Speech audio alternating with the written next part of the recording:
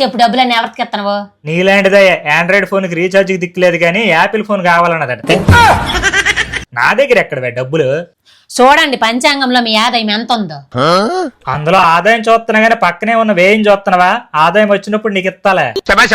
ఆదాయం వచ్చినంత వరకు అక్కడ ఆఫర్లు కూకొంత ఏటి నాకు ఉగాది గోల్డ్ కొనాల్సిందే, పదండి షాపుకి.